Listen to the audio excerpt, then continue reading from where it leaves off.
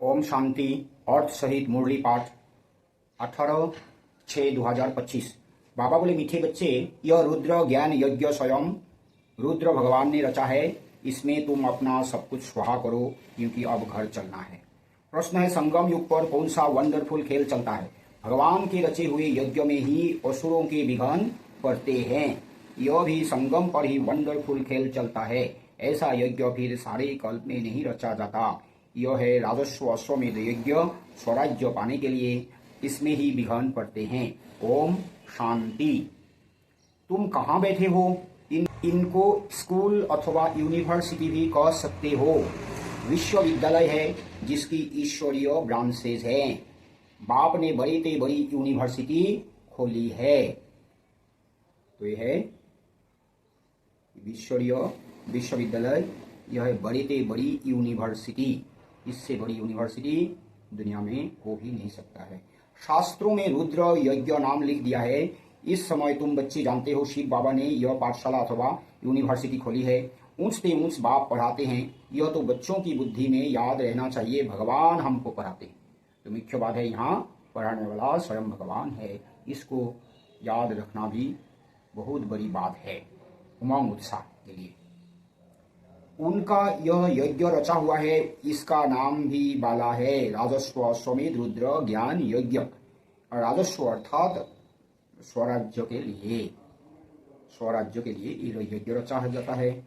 अश्वमेध, यह जो कुछ भी देखने में आता है उन सबको स्वाहा कर रहे हैं। शरीर भी स्वाहा हो जाता है।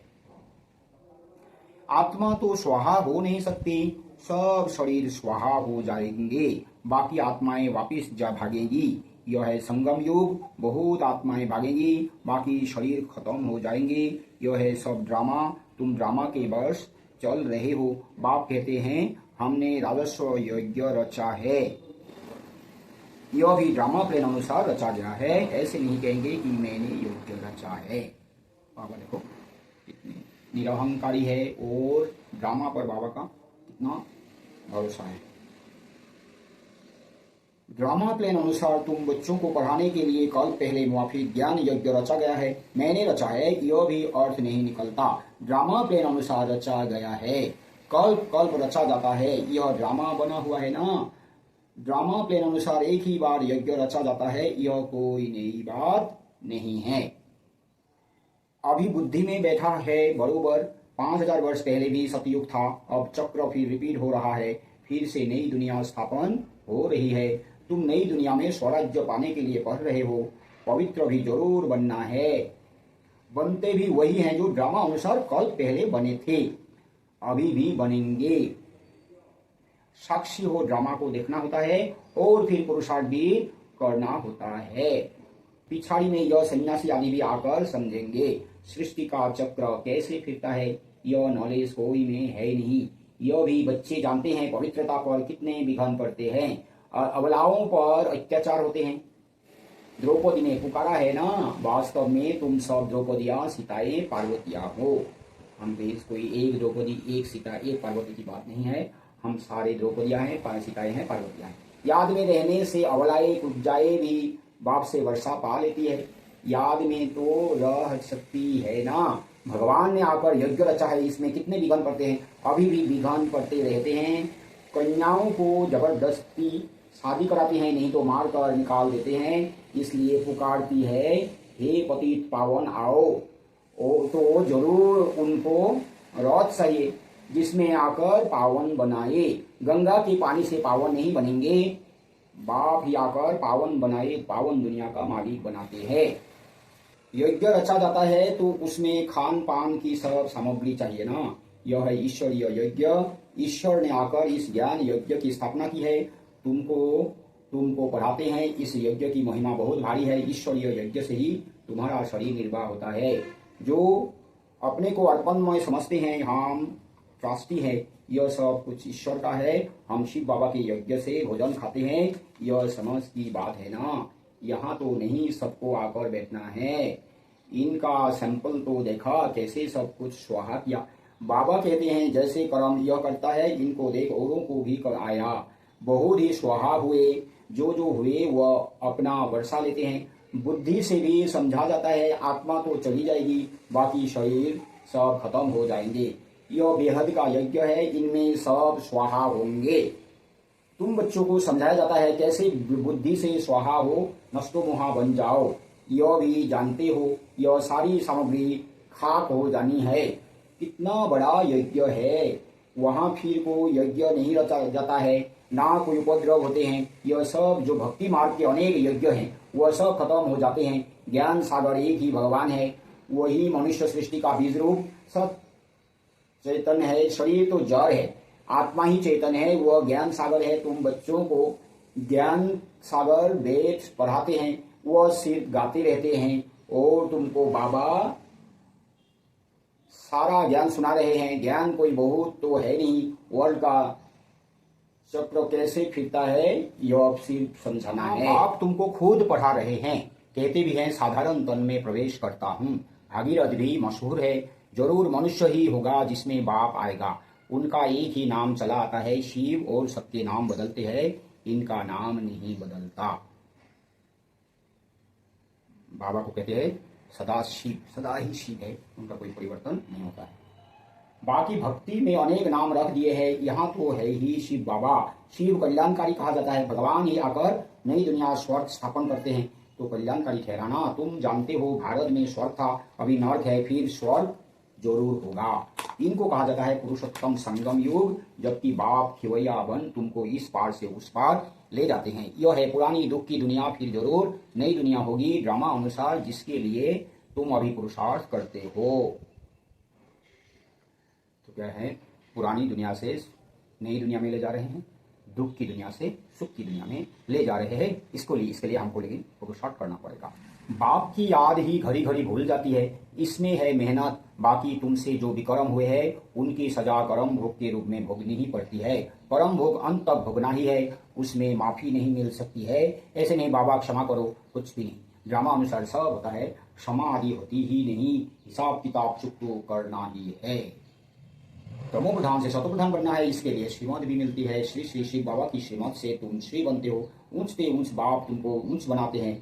तुम अभी बन रहे हो, अभी तुमको स्मृति आई है, बाबा कल कल आकर हमको पढ़ाते हैं, आधा कल उनकी प्रालब्ध मिलती है। सृष्टि चक्र कैसे टिकता है उस नॉलेज की दरकार नहीं रहती, कल्प कल्प एक ही बार आकर बतलाते हैं कि यह सृष्टि का चक्र कैसे फिरता है। तुम्हारा काम है पढ़ना और पवित्र बनना, योग में रहना है। बाप के बनकर और पवित्र नहीं बनेंगे तो 100 गुना दंड पड़ जाएगा।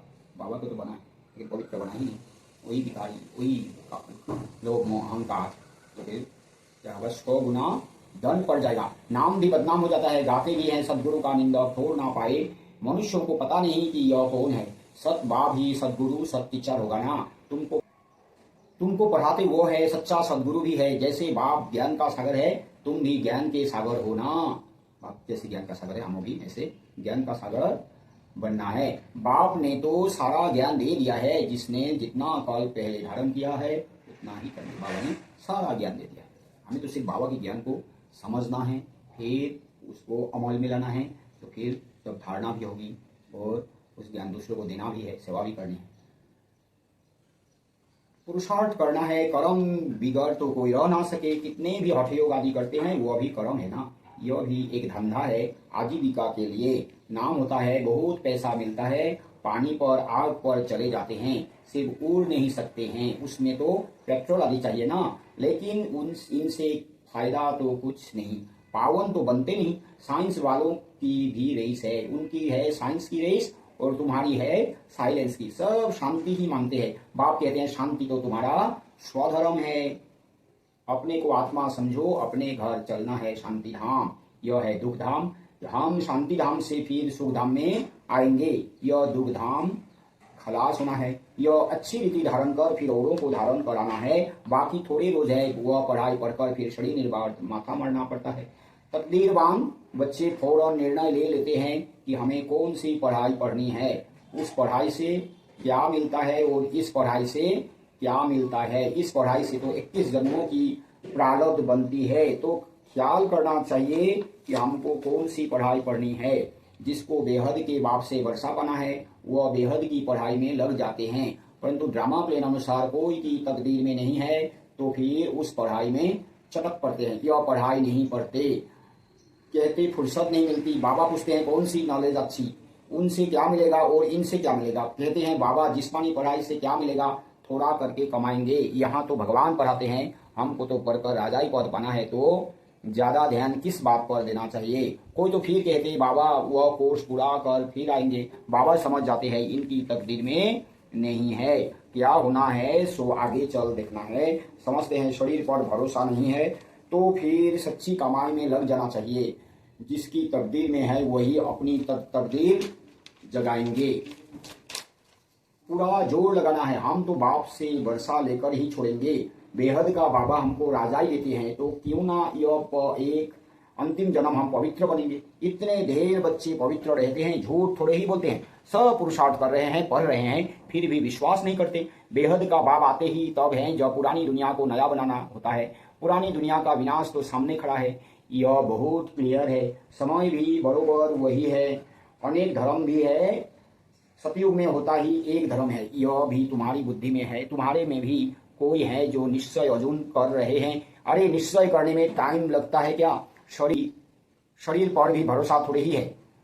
जरा भी चांस गंवाना नहीं चाहिए, किसकी तकदीर में नहीं है तो जरा भी बुद्धि में आता नहीं है। अच्छा, मीठे मीठे सिटी लगे बच्चों प्रति माता पिता बाप दादा का याद प्यार और गुड मॉर्निंग। रूहानी बाप की रूहानी बच्चों को नमस्ते। हम रूहानी बच्चों की रूहानी माता पिता बाप दादा को भी याद प्यार गुड मॉर्निंग और नमस्ते नमस्ते नमस्ते नमस्ते। करना के लिए मुख्य सार, सच्ची कमाई कर 21 जन्मों के लिए अपनी तकदीर बनानी है।